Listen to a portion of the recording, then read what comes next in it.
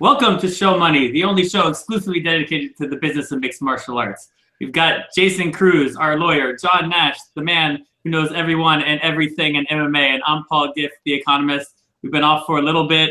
We wanted to come back and sort of do a year in review with WME-IMG's first year of ownership of the UFC. So we're going to start with that, talk a little bit about the Bellator pay-per-view that recently happened, and then maybe a little bit about GSP Bisping, some fighter issues, Jones Lesnar, Tyron Woodley, although we might throw that into the WME section.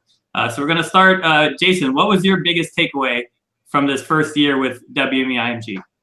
Well, a lot of changes happened, a lot of things to learn, and from what we can gather for the future, it seems as though that there is a definite course that WME-IMG is gearing toward, and that is potentially, most likely, the big fights. And I think that what we're seeing here is that the first half from last July up until the end of 2016, they were still feeling out with the process of what's going on.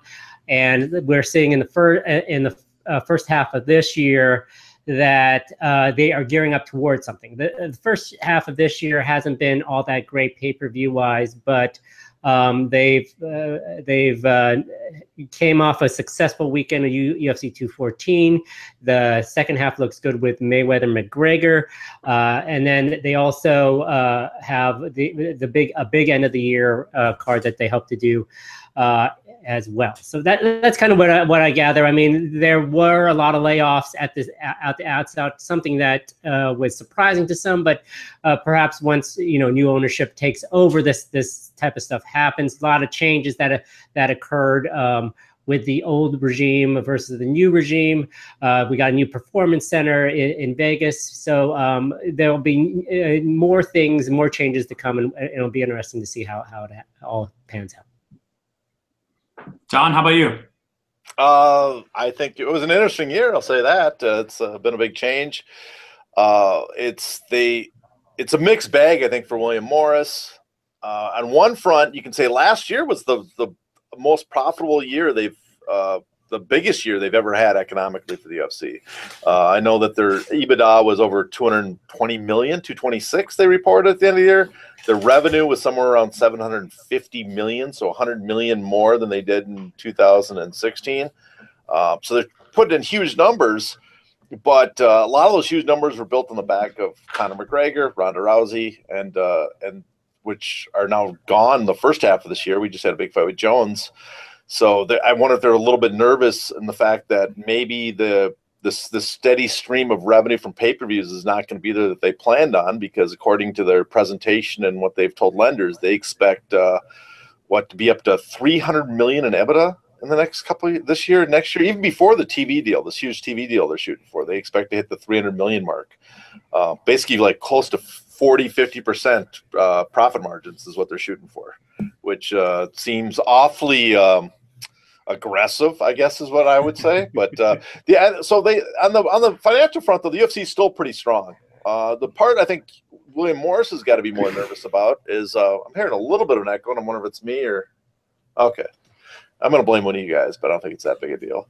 One of the things William Morris has got to be worried about a little bit is because of the sale coming on back of the Reebok deal, the antitrust suit, all these other issues that have been building up with fighters, it just seems that the fighter hostility has reached a peak level with the UFC.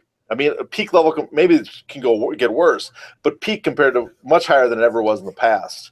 And I think that's maybe, I don't know if William Morris was ready for that. There seems to be a lot of pushback from fighters. I don't know if they're really accomplishing much, but they're pushing back. They all expect to be McGregor now, who connived his way into a money fight, but they're pushing back strongly. And I wonder if William Morris was ready for that. I'm wondering also if they've thought about ways to maybe calm the waves of their fighter discontent they have and the ship of discontent they're leading right now. So I don't know about you, Paul, but what's your takeaway so far? Yeah, no, I agree with you. You have to wonder if they're ready for that with the fighters and the issues with the fighter summit that we had. You do have to wonder if they're prepared for that. On the business side, it really does seem like the first year was money fights and throw out interim titles like candy, like hand them out all over the place. It seems like they have a view, a new view on interim titles that even though hardcore fans know that they're pretty much worthless, that the more title fights you can throw into a card, that it helps the bottom line. That casual fans will just see and be like, ooh, 2 titles. Like Whitaker Romero, ooh, a title fight. I kind of know who those guys are, even though I don't think that show did too well. But my biggest gripe with him, again, it feels like they're building out the back end of the UFC, and I think some of the international stuff will come along slowly, although it looks like we're going to get China and maybe Russia. So it feels like they're building out the infrastructure. My biggest gripe in the first year doesn't necessarily relate with WME-IMG, but given that I'm into the regulatory side more and a judge and have taken referee training and whatnot, my biggest gripe is with the unified rules and the UFC's role there, or my perceived perception of their lack of a role there. I really wish that they would be a little bit more public, play a little bit stronger of a role, going to these athletic commissions and trying to get them on board, saying, look, you have to get on board with the unified rules. We're not going to send a show to your town. Some might care about that, some might not, because these regulators all have their own incentives. But try to take more of an active role to get these rogue regulators that aren't following in line with the current state of affairs and the rules of the sport, to try to get them all on the same page, to throw their weight around a little bit more. That's what I would love to see. Yeah, well, no one else really cares about that, Paul. Let's be honest. We're here to see bloodshed. We're here to see bloodshed, and viewers care. No, I mean, viewers don't care. No, I'm just kidding. Actually, I think that's good. That would be something nice. That would be the problem is I think the whole way the commissions work is it's there. A lot of them have to go through rules committees, don't they, to even change their own rules? Some of them have to pass new laws. Yeah, so they're stuck using previous versions of the unified rules or their own interpretations of it. And so we don't have, I mean, that was the whole, there was a few years ago, John McCain was pitching for a national ABC. That ABC would not be state level, it'd be a federal level. Or actually would include Canada too, so I guess all of North America would be covered. And that would have been nice to have one standardized, association of, instead of an association of boxing commissions, just one combat sports commission that handled the whole country and teamed up with the Canadian version and with the same rules. And that would have been nice. But we didn't do that. Everybody, was worried about their fiefdom, and people were terrified of expanding federal rules into the Ali Act and all that crap. So we didn't get that. But that would have been nice. I would like one. I would like consistency, because it is weird when fighters go into another state and they have no clue what the rules are. They have no clue what the interpretation is. Yeah, of the rules. And while they might be doing things behind the scenes, it just I don't see it. We still see them going to places like, where are they coming up in Canada? What's it? Edmonton. I want to say Edmonton. Yeah, Winnipeg, I mean later on.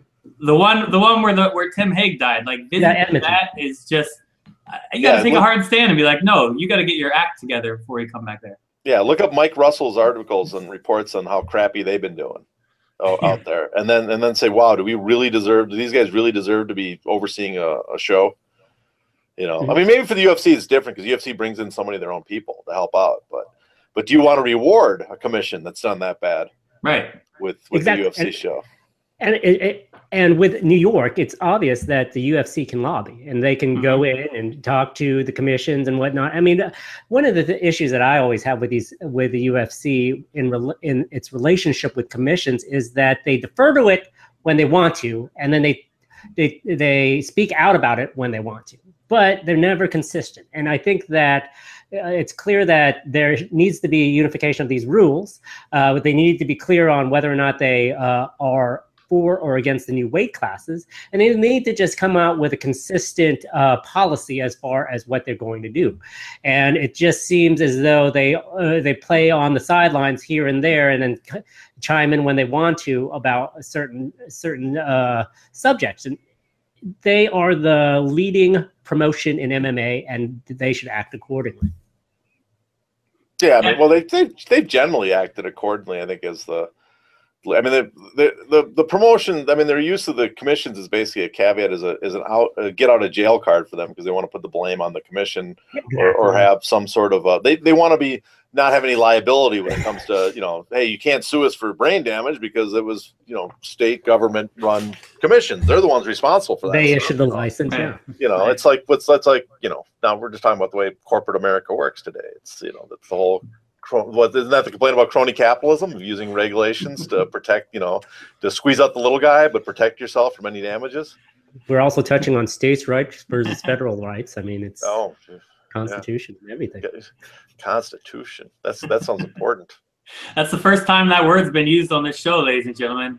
Maybe. I think maybe. No, we brought it up before. Remember, we had a whole. No, that was the Bill of Rights. We had a whole discussion one day. We couldn't remember which was the 13th. All right. When you thought a contract was slavery, yeah. Yes.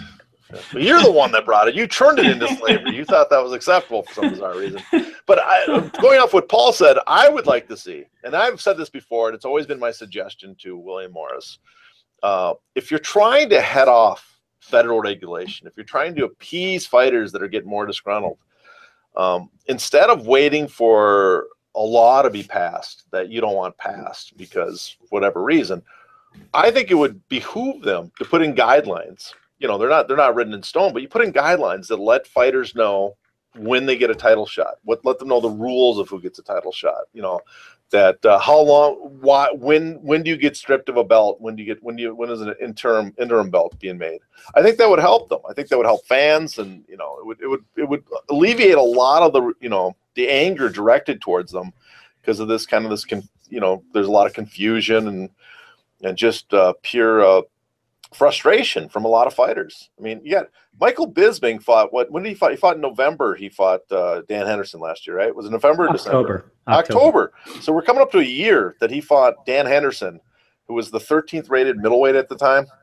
And before that, it was like 5 or 6 months before that, he won the title. So we're going to go a year and a half where guys like Jacare and Yoel Romero and Rockhold either have not fought or been forced to fight other guys and knocked out of their chances to get a shot at the title.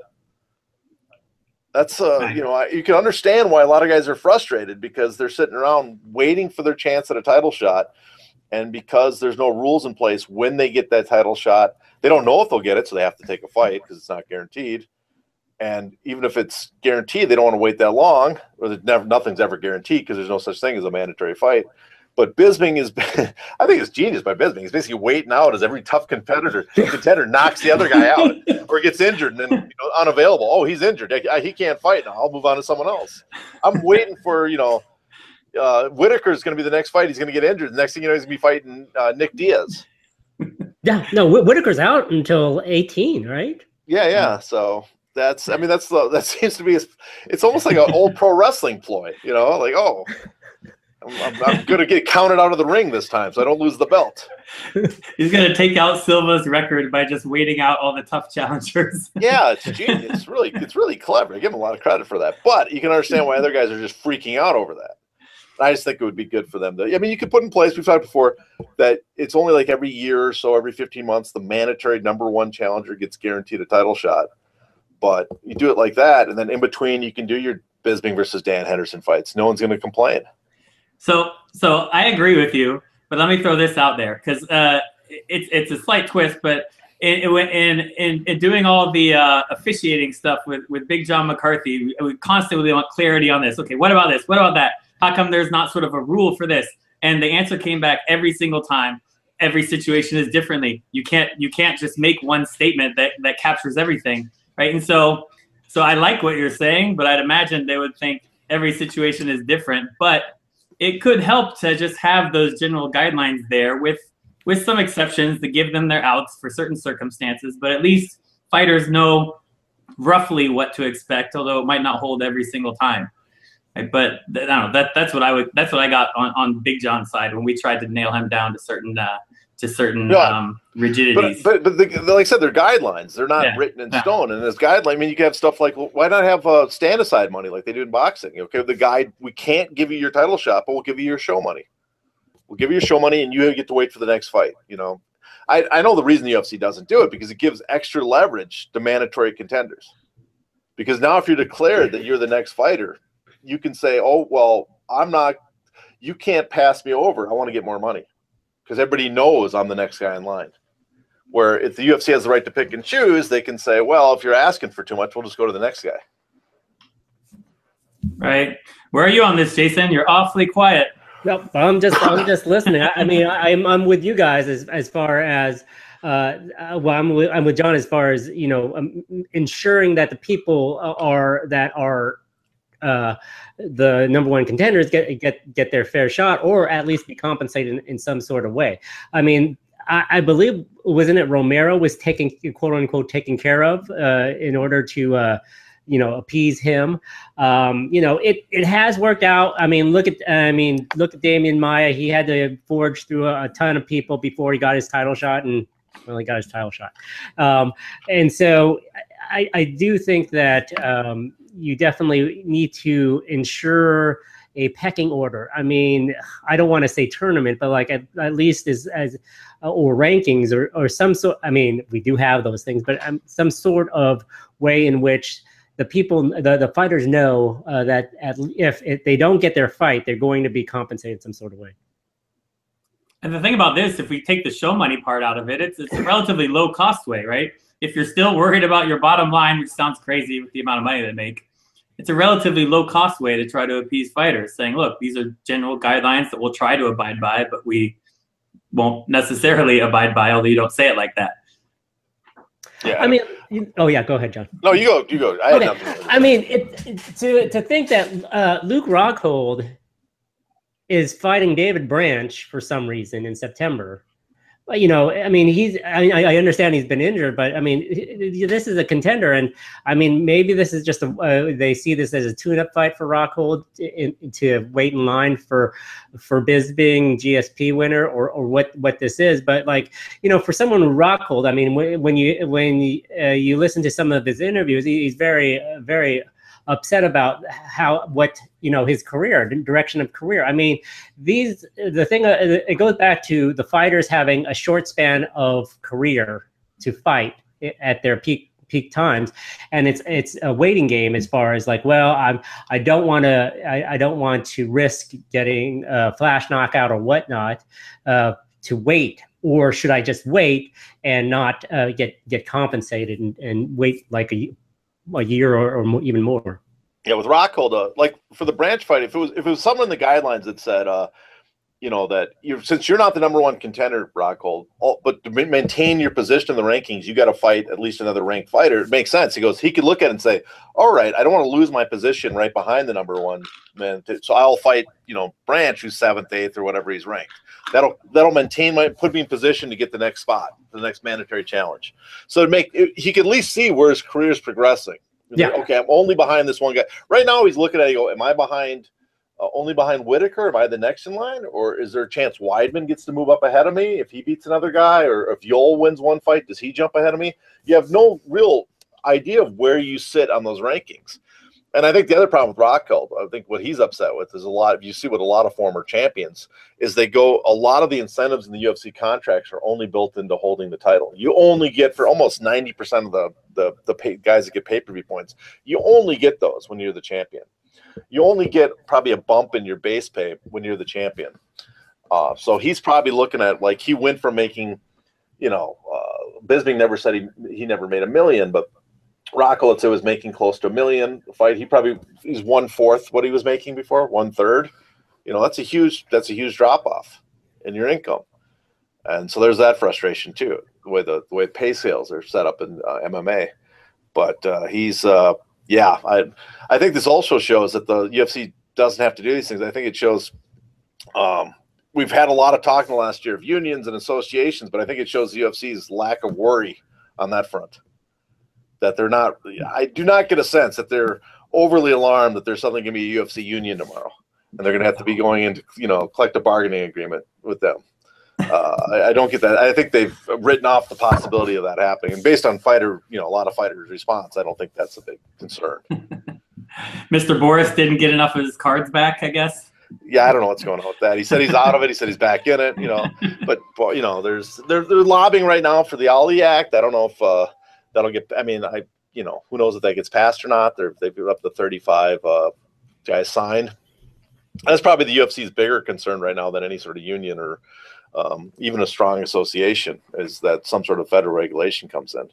But even that, I don't know. I don't know if they're overly. I mean, the UFC's position so strong. I don't know if the Ali Act would make that monstrous a difference.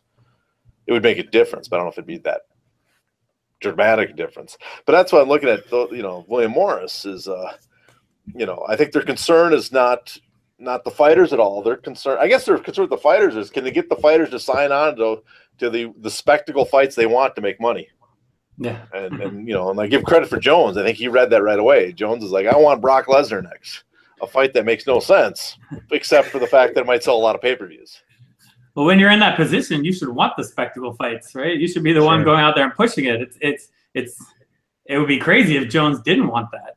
Yeah, it's 100% in his interest. It's like less risk, more money. What's not for me to like? Yeah. You know, Gustafsson almost left me for dead last time. That almost killed both. Why would I want that again for a fight that I'm much more confident I can win with making twice as much money? And everybody wants to see, and there'd be no arguments there. But there were arguments with GSP Bisping and Woodley. Should we transition into that, or we keep going here? No, let's go. That's a good one. I like that. That was a good transition.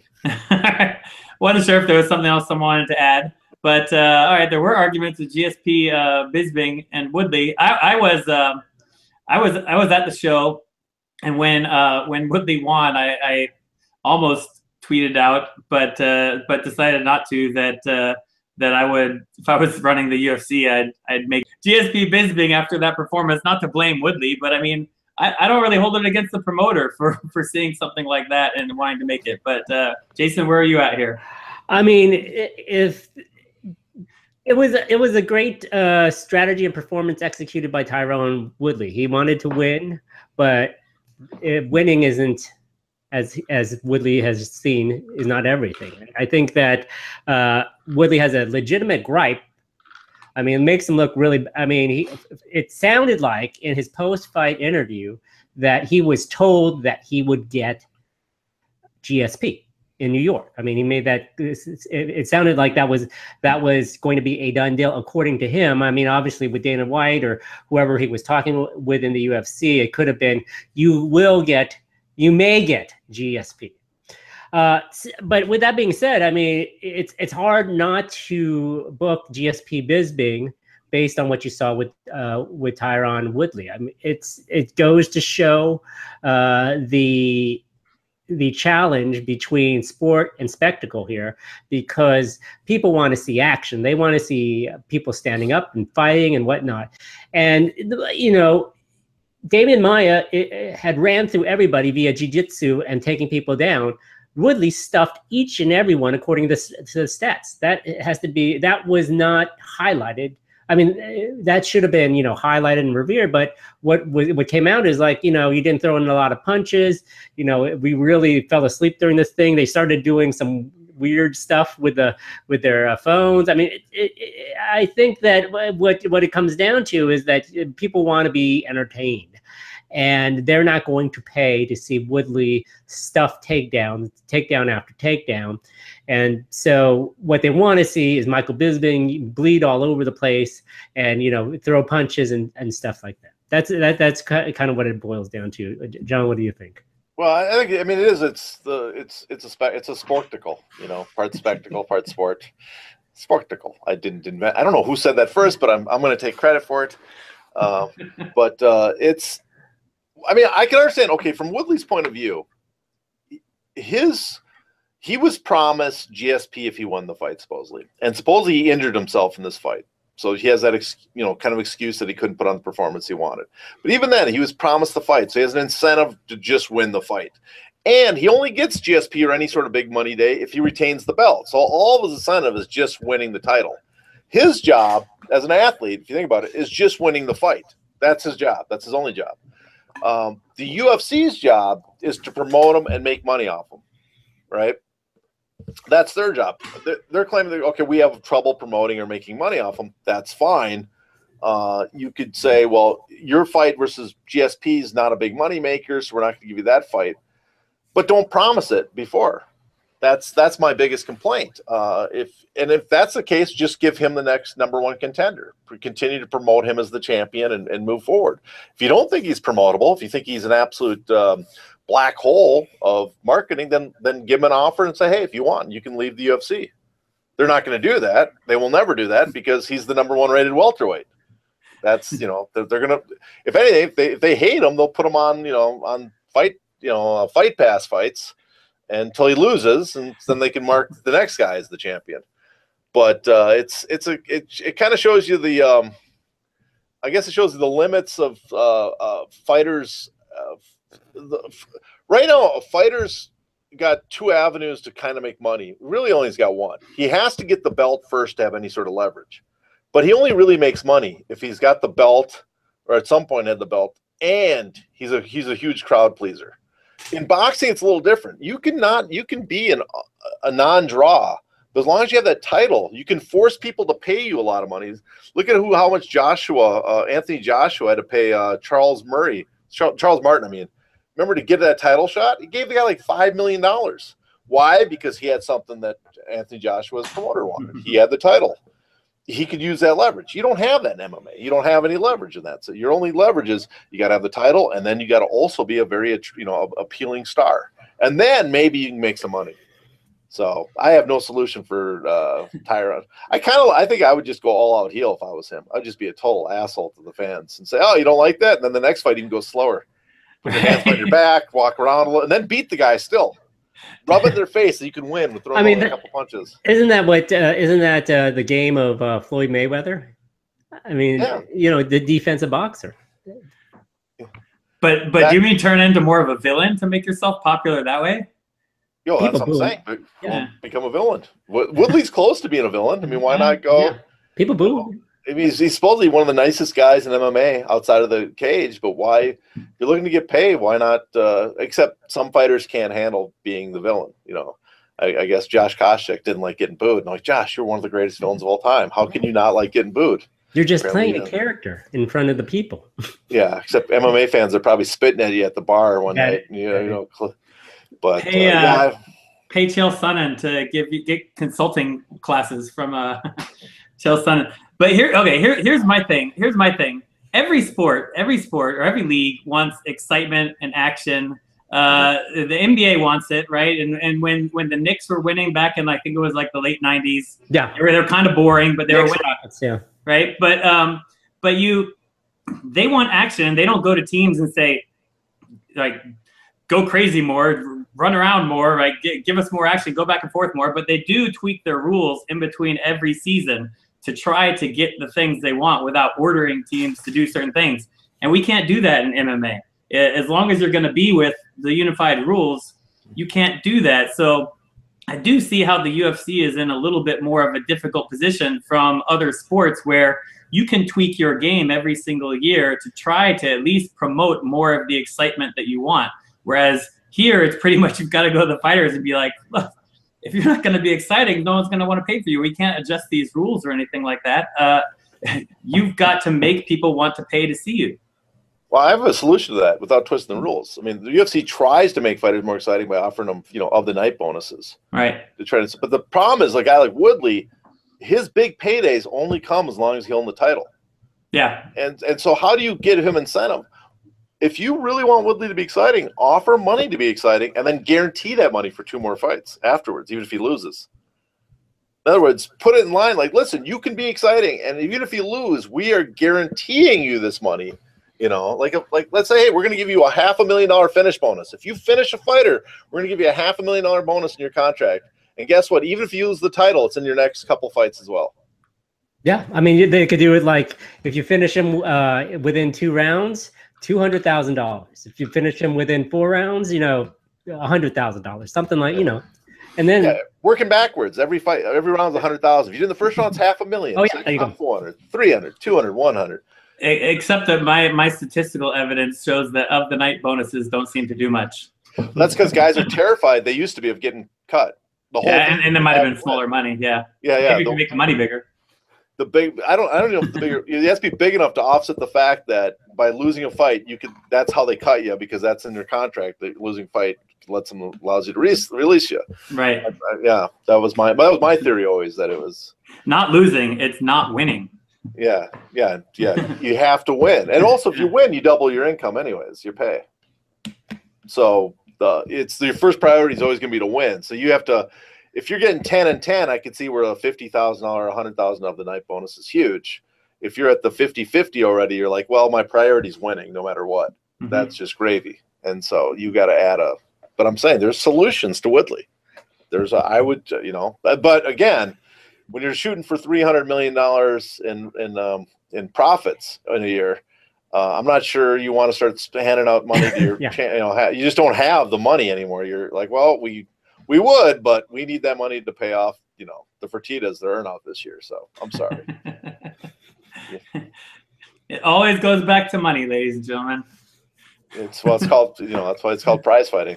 It goes back to, but okay, so let's go really quick. Since we talked about, I guess the first thing, since we talked about the first year of William Morris, we should ask you guys, what do you think, what do you foresee the next year being for William Morris? And then at the end, I want to everybody give a grade of what they thought the last year with William Morris's first year, what you'd grade their year is. But first, what do you see in the next year? Jace, let's start with you. What do you see in the next year of William Morris? Well, UFC. I think that they will make more attempts to make bigger fights on pay-per-view. I think they still stick with their pay-per-view model. I think that they're not going to go away from it. I think they will make subtle attempts to build up Fight Pass in certain ways. I mean, Dana White's Contender Series and Snoopcast seems to be a hit. So I don't know how, but basically, if we were talking off the air about, finding new fighters somehow in some way, and then there you go. You got a built-in component there on Fight Pass. But going back to what William Morris will be doing, I think that they will be looking toward building up better cards, bigger cards, cards that have multiple main events where if one falls out, like Amanda Nunes or whatnot, that there will be another main event put in place. I think that's what we'll see. I think that we'll also see with this China event happening in November, I think that we'll see a lot more geared toward international expansion and mainland China. I think that's a subtly big thing, is to vault into the Asia Pacific market, simply because there's more people there and more opportunities there to expand. And so those are the two things as far as expansion and returning to a more robust pay-per-view model, I guess you could say, with cards. I think, though, that they'll try to hit every couple months with a big pay-per-view card and rely on the casual fans as far as the monthly pay-per-view cards that are not as exciting. I think they are building out. I think a lot is being done on the back end that we don't necessarily know about. I think they're building out and probably have the target of late 2018. Around when does the TV deal expire? Late 2018? 2018, yeah. Late 2018. And when will the negotiations begin? Probably May, June, July. It started. It started already, yeah. So I don't know. I think they're building out a lot in the back end, trying to get ready for around that time. And my guess would be, I don't know if they're going to get the amount of money that they wanted, but my guess would be that Fox still ends up with TV rights. ESPN will have some TV rights. And then there might even be a third one of the internet guys, maybe Twitter or Amazon. Amazon's throwing around a lot of sports money right now. And it could just be Fight Pass, but I would guess that somehow Twitter or Amazon gets a little bit. That's just a guess right now. And then they just keep building out the business back end in terms of getting those costs down and developing the infrastructure to do whatever their plan is for heading into 2018 or late 2018, when maybe we see more changes as the new TV deal comes. That would be my guess. And what they're going to do with Reebok, that's of interest to me, because I don't know. It seems like the UFC is happy with Reebok, but nobody else likes them. But I don't know. Well, they still got a few more years of Reebok, so that's not going to be in it. That's till 2020, 2021 that goes till. Yeah, I don't remember. So we've got a 6-year deal signed in 2015. Yes, it kicked off in so 2022 it would be the new one. So we got a ways. I've taken both years, stealing both. So if people ignore what those guys said, I'll just combine them because that's what I think is going to happen. I think Jason's right. They're going to focus a lot on pay-per-view because that's where the big money is right now, and they want to hit these. They have promises to people about how much money they're going to make. They want to meet those commitments. Not really commitments. I don't know if as much as their pledges of what they're going to make. So I think they're going to do. And I also think they've already gone this new model is they have a contractual commitment to do about 12 pay-per-views a year. And so they're going to meet all their contractual, but they're really only focused on maybe 4 to 6 pay-per-views big time per year. And those 4 to 6 are the ones that they're going to do the blockbuster, hit 1 million pay-per-view buys is what they're shooting for, because 1 million pay-per-view buys is $25 million in their earnings before interest, taxes, and what EBITDA, whatever. I forgot the acronym. I say it so much I now forgot what it means. But anyways, they $25 million on 1 million pay-per-views. So they're huge profits on those matches. So they're shooting for maybe 4 of those a year. The other 8 just fill out their contractual agreements. They always profit even on the shittiest. You could look at the crappiest pay-per-view they do, and they're still making. They're not losing money. They're just not making the huge money they do on the big ones. So I think they focus on that, and I also think they prep for their TV deal. And I agree with Paul. The next TV deal, I think, is going to be split between 2 things. I think Fox keeps them for a portion. I don't think Fox pays anywhere close to the $400 million they want. I think Fox pays a little bit more to keep kind of what they have, but they have to split off to and send Fight Pass and some of the better cards to probably Amazon or some sort of internet company who are throwing tons of money around, all competing. That's the future, and these guys have unlimited amount of money because they generate hundreds of billions a year in revenue. So it's not going to cost them that much to peel off. They're not even going to think about peeling off $250 million for. Would might even be a crappy deal for them. They just want to lay the groundwork and start getting more subscribers. So I think it'll be split. They'll end up making a ton on their TV deal because it'll be split between 2 that are both paying well over $100 million, maybe $200 million, and then they'll keep the pay-per-view going for now. In the future, that'll probably scale down. I don't know what they're going to do with overseas. I have no hope for Russia, China, maybe eventually. That's a really hard market to get into. But they're going to be pretty well off. I do not. If you're a fighter, I do not see a pay raise coming. Let's put it that way. But apparently, Paul just got attacked by a dog on camera and dragged out of the room. Sorry. Oh well, okay. I thought he dragged you out of the room. I thought we were seeing Cujo in action. Like, maybe we should call animal control. You mean Jason? Oh, Jason. I'm sorry. Yeah. I confuse you two all the time. Yes, you two have actual credentials, so it throws me off. But that's my prediction for them. Now, what was your guess? Wait, really quick. You think they're not going to get a pay raise at all, or like the stand? You know how every year or 2 there's that standard bump. Oh, I think they'll get a slight pay raise. I'm saying people think there'll be a huge bump. Well, I don't know. I think when the TVD comes in, then they might get a pay raise. Yeah. Before the TVD deal kicks in, no. I think next year, even if I did not detect much of a pay raise amongst fighters last year, and they just had their record year. If you detected a big one, even though they hit $600 million and now $700 million in revenue, I haven't detected much of a pay raise, and I can't foresee much of a pay raise because if you look at those their predictions of what they're going to make, their estimates. They're way too rosy and way too increased with pay cuts. I think they've frozen their pay until that TV deal kicks in. But even then, I think fighters might, it'll be the general. I think they've already made up their mind that fighters get like 15%, 20% of revenue. That's it. So there might be a pay raise after the TV deal, but it's going to be based on that 15 to 20%. Or do you disagree? You think fighters should start buying large objects like cars and luxury goods, houses, because they should expect huge paydays coming down the line. Is that what you're advocating, Paul? I always think low-paid fighters should be buying crazy houses and Lamborghinis, maybe a modest Tesla 3, something like that. Yeah, because good times will never end, people. You with your 3-4 UFC record, you are set for life.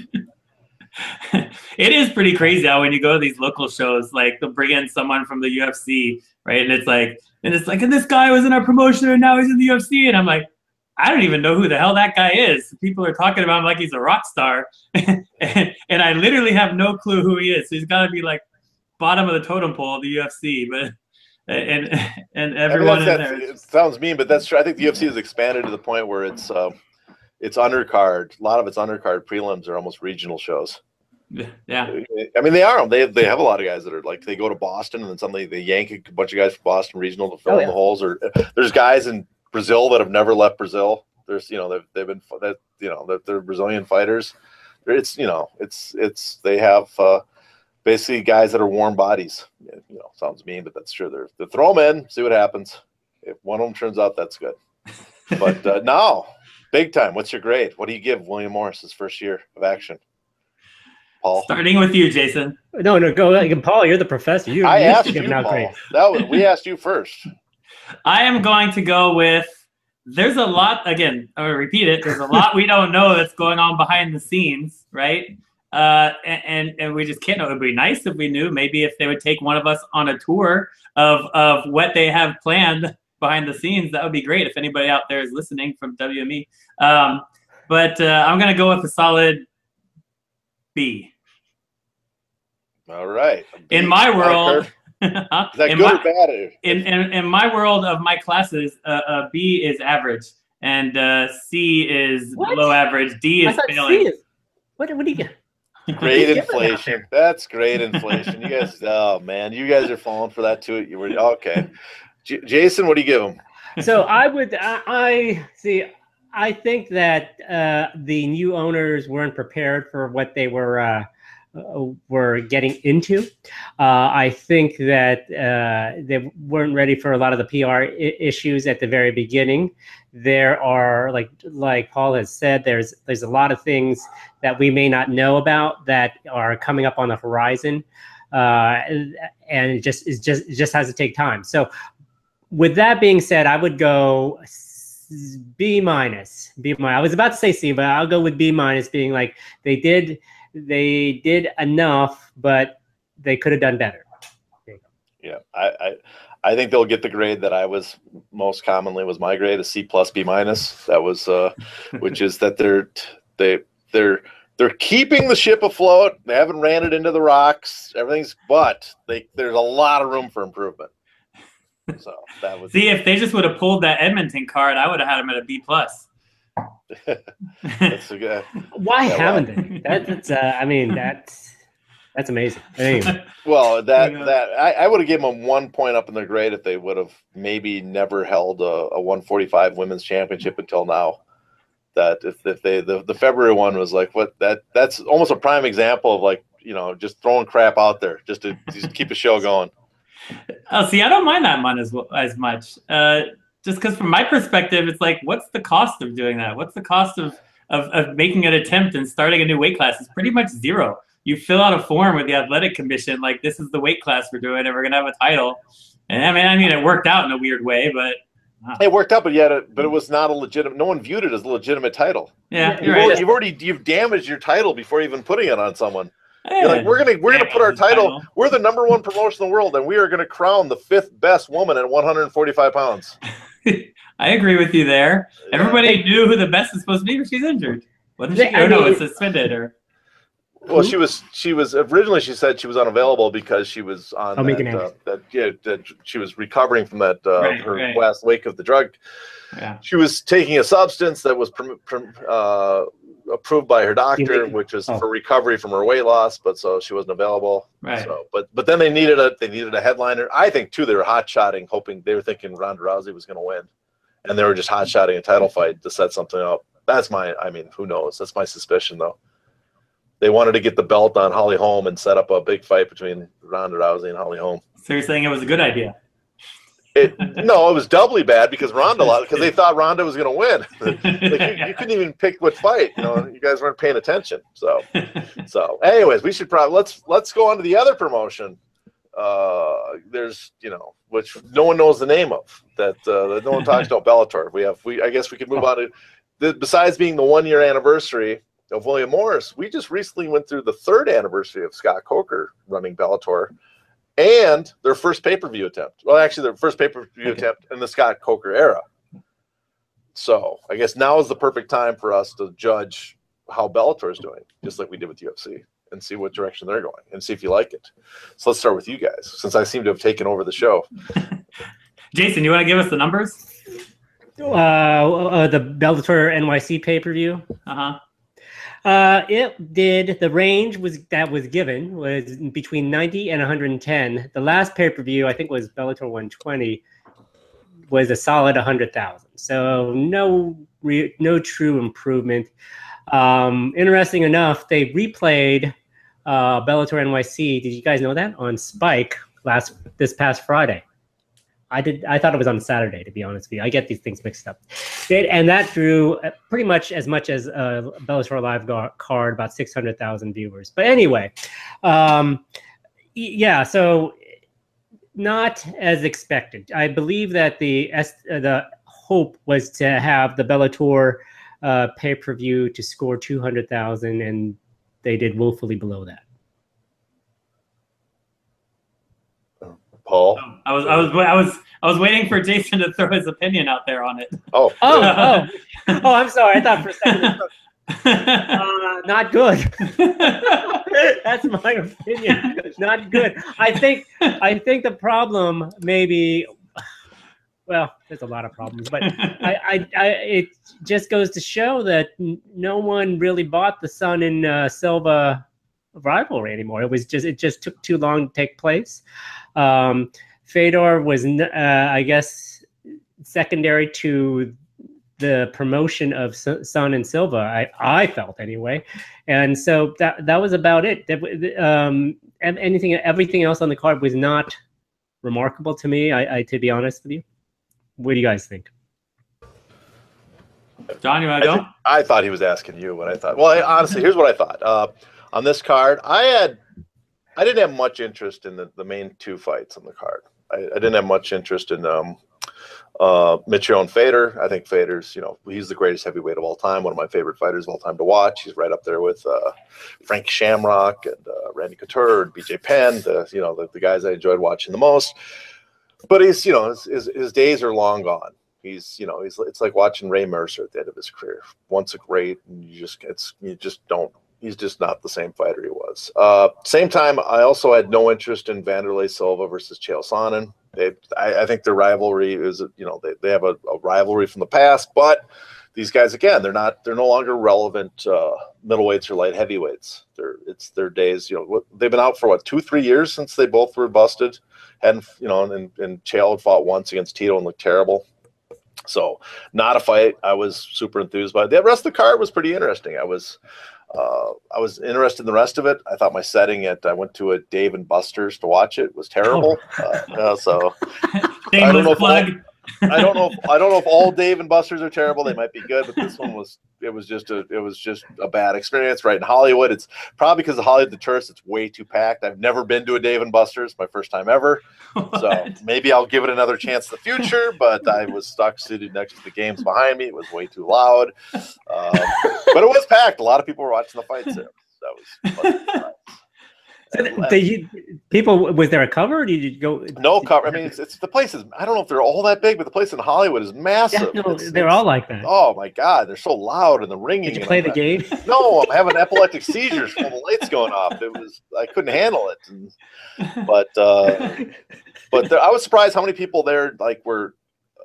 It must draw a more hardcore fan base, I guess, because I guess Bellator probably draws a more hardcore for pay-per-view because you have to be really into old-time Pride MMA to be, cheering Wanderlei and Fedor, and these guys knew all the old-timers. But I wasn't super, and it just wasn't a card. I think it was a card. Bellator was working with what they have, and what I like in fights. I think Coker's done a great job of using the assets available, especially the nostalgia factor. But I'm not. I've told you guys were the ones that went nuts for Kimbo versus Dada, and I No. didn't even watch the fight. Yes, you loved it. You were telling me how excited you were for that. And you thought it was the coolest thing in the I world. hated it. It was Gracie Shamrock. I was okay with. Gracie, that's even worse. Yes. Gracie Shamrock is 10 degrees worse than that one. I didn't care about either of those.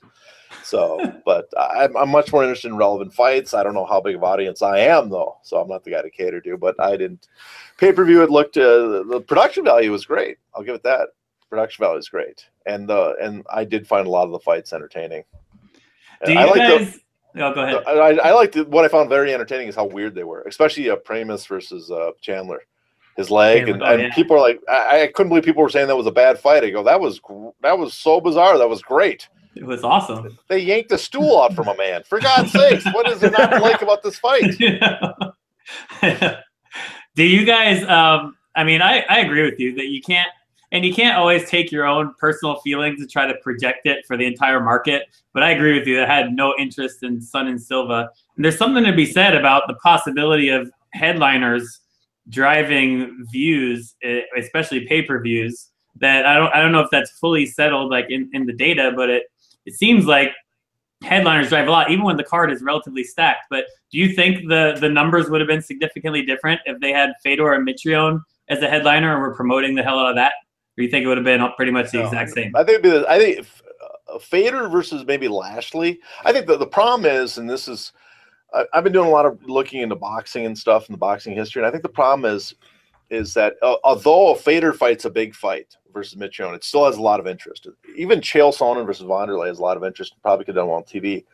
The part that's missing is for pay-per-view generally is the fights have to be relevant. It has to cross over from just being like a spectacle, interesting fight to relevant.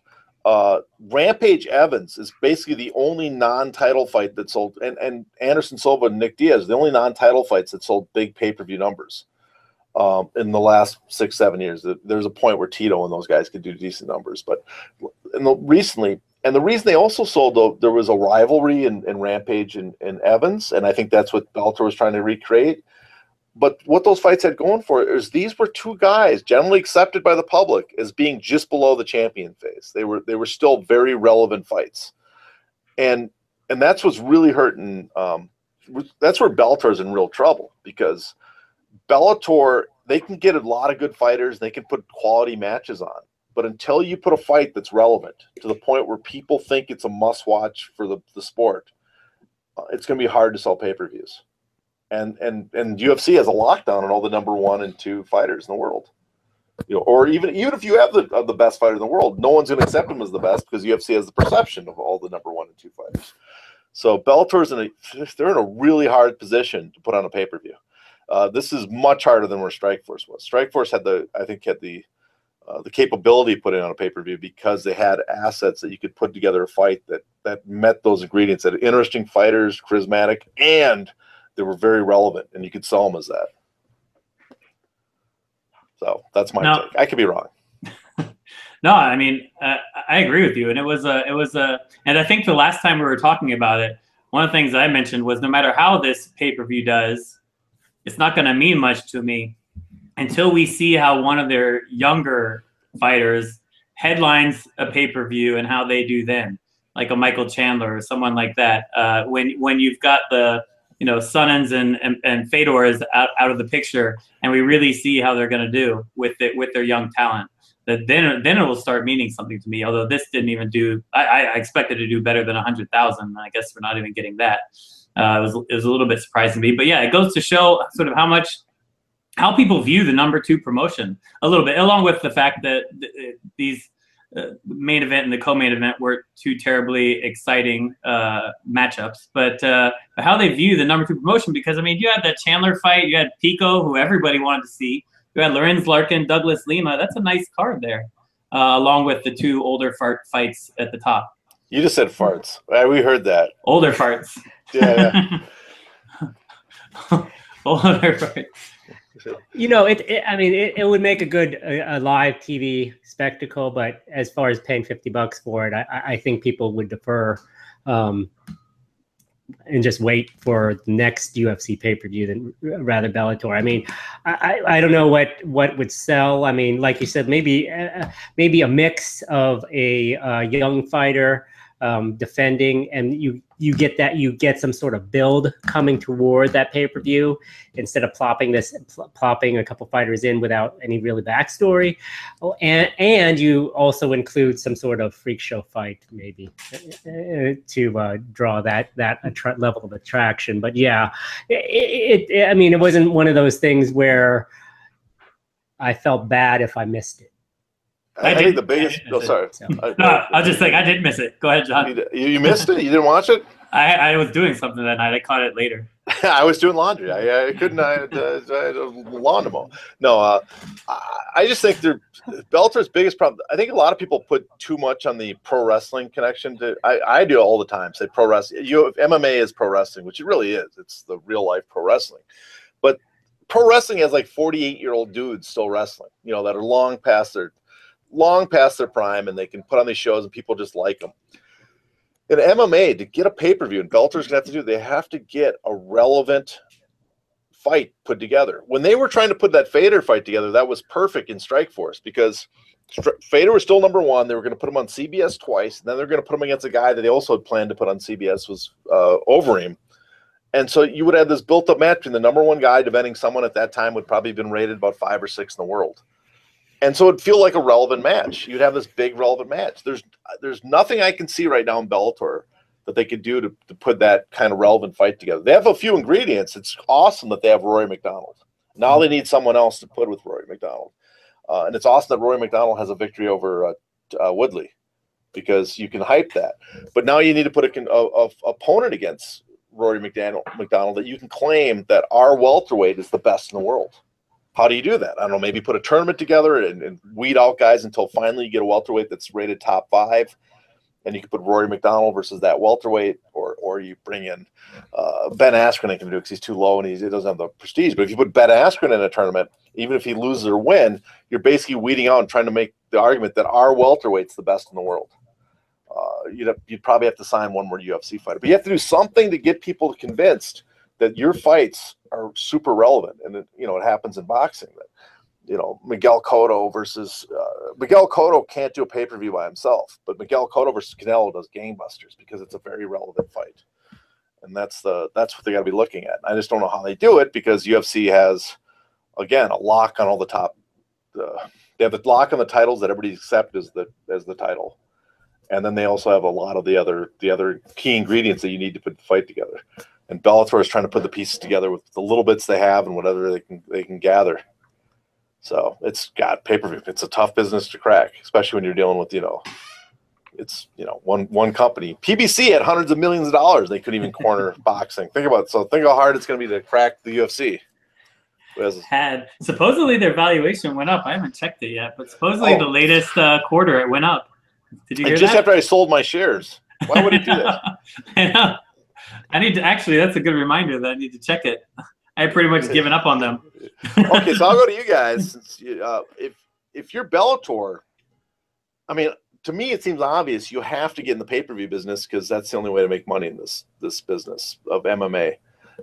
Their TV product can't. If they're on subscriber channel, I'd have more confidence that they can make more money because it's just the way subscribe works. But how do you? The next year, looking at what they've done so far, what do you propose to Coker and the company to get ahead and either put on to make more money on TV, make bigger product, or to actually put on a pay-per-view, a second pay-per-view that's much more successful? Put on your promoter caps. Tell us how you're going to do this.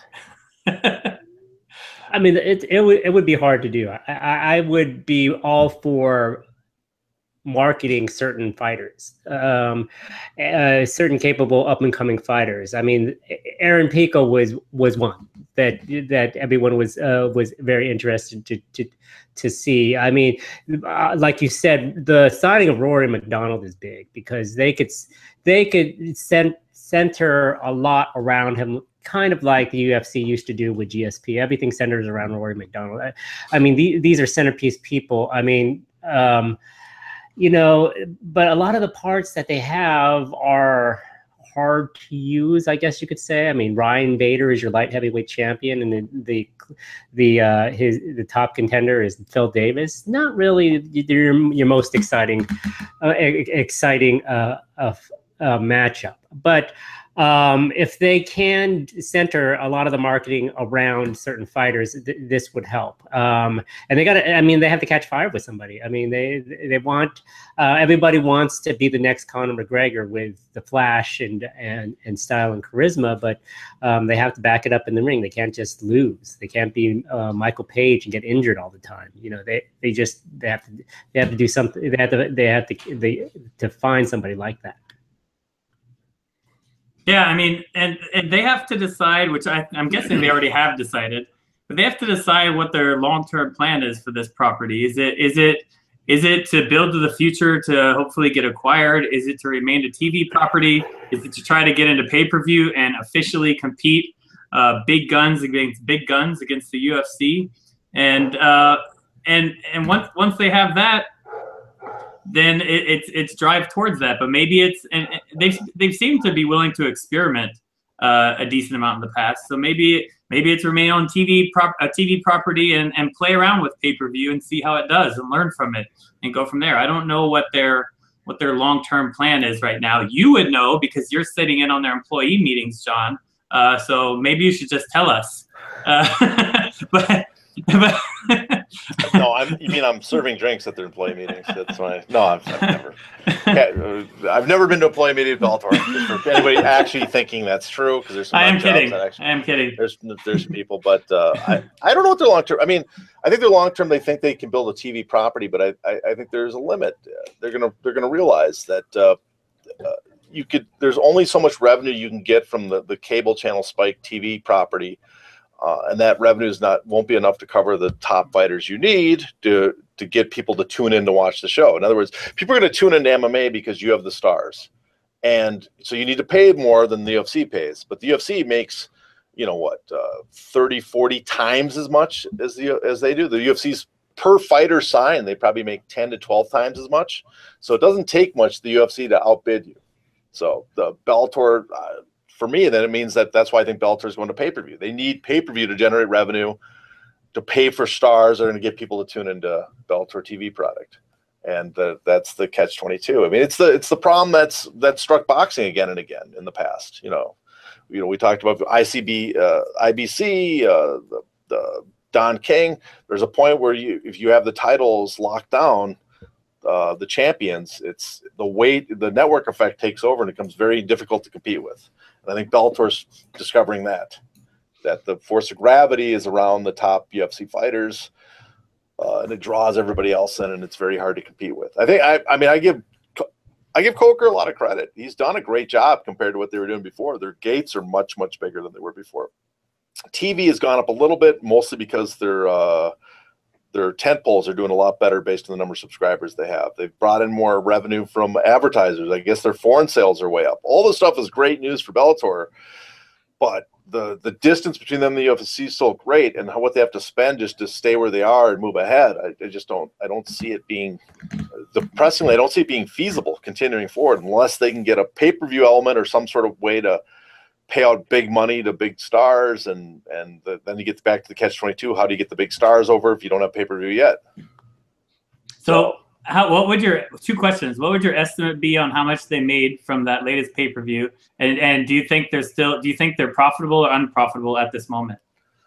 I think their last, if I had to estimate, I think they generated 5 or 6 million, 7 million maybe from the last pay-per-view. They lost money, which is probably net. That's their gross, I should say. Their gross. Okay. Their gross. They generated 7 million gross. But their expenses, which is better than I think most people. But I think most people underestimate their advertising. They got a TV. You got to remember they did a TV show too. So there's a TV license fee for the first part of the show that adds to it. There's sponsors. Pay-per-view didn't sell much, but they did a decent gate, 1.5 million overseas. So 7 million, let's say, but their expenses were probably, with talent for fighters, probably 9, 10 million. So they lost several million on the show. And I think overall for the, Bellator, I think they lose millions per year still. I don't think they've ever had a profitable year since, I don't know, ever. I think they're still losing money per year. I just don't see how I think they're still in the building investment phase, which is, you know, they're getting more bang for their buck for investment now, but they're still in that investment building phase. So I don't know how much they're losing, but I don't think I still doubt that I don't think they are where, this is the weird thing. People make a big deal about Bellator. I don't think they are where Strikeforce was when they sold in 2010. If you look at Strikeforce, they were probably generating what, 25 to 30 million that last year. They were going in the hole a little bit, maybe $1 million or $2 million they were losing, you know, something like that. They were still, but that was money they were losing. That was really investment money. They expected to get a return. You could see that with one pay-per-view or increase in the Showtime deal, that they would be in the clear. I don't know. I don't see that with Bellator. Just the way the system, the market on Spike works. I don't know how without a pay-per-view element, I don't know how they get out of it. Right. That's what I was going to add. When you're losing money, it's about how are you losing money. If you're losing money because you're financing aggressive growth, then that's one thing. And you could always rein in that spending and be sitting on some decent cash flow.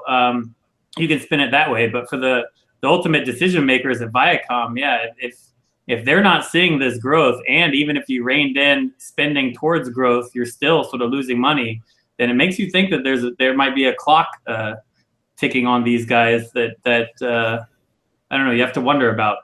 What do you think their clock is in terms of Viacom cutting the possibly? Huh? I don't know. I don't know. I mean, there's got to be some end game, but you're not going to sit there and spend crazy money on growth when you're just not getting those returns. And even if you turn that tap off, you'd still be bleeding money.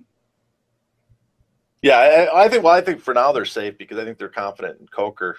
I'm personally, I mean, I think Coker's done a great job, as much as some people don't like him and don't like his circus pro wrestling type stuff. But I think he's done an amazing job for what he has to work with. I'm just not confident because the way I just see that you look at businesses and how much in the tech industry and how monopolies have taken over and how everything in our industry is almost every industry. This isn't MMA. This is almost every modern industry is built on the idea if you don't have a monopoly, you're not succeeding. You can't succeed in that industry. And I think MMA is the same because we know that from boxing. For years and years, boxing would always condense around one guy that would run boxing until the feds or someone came up, broke him up, or did something. Don King, they kicked out of the industry. But it always works that way. And I don't think MMA is any different. It condenses around one player, you know. And this one, we don't have any sort of no one's going to interfere nowadays in MMA like they would in the past. So you're going to have one player. It's going to be very hard to compete with. So I think the guys at Viacom, they're happy with Coker and they see progress. So I think they let it. It's going to go. And who knows? Maybe there is a chance that he has a plan and he's going to finesse a way to get a #1 guy in the Bellator and start changing things completely. That he'll get a guy ranked #1 or those type of relevant fights we're talking about and start succeeding on pay-per-view. If he does that, then it's a complete, then game changer. It's everything I said is I'm a freaking idiot and I was completely wrong. And but until I see that, I just don't know if it happens. I think it's very difficult for him to accomplish that, but maybe he has a plan and sees how he's going to do that. Yeah, I think Bellator definitely suffers from a big talent gap and a financial gap in comparison to UFC. That's not a groundbreaking news, but I think that those are the two issues that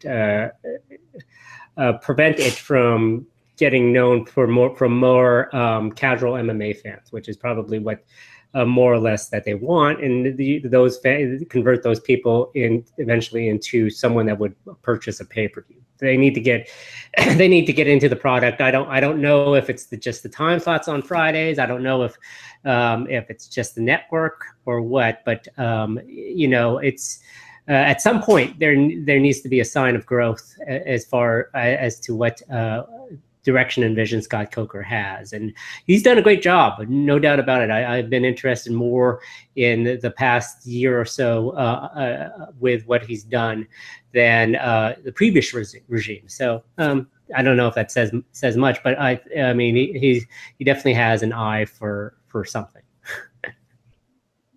I agree. I like it too. At least what I've seen lately. I like their product a lot more now than I used to. Let's put it that way.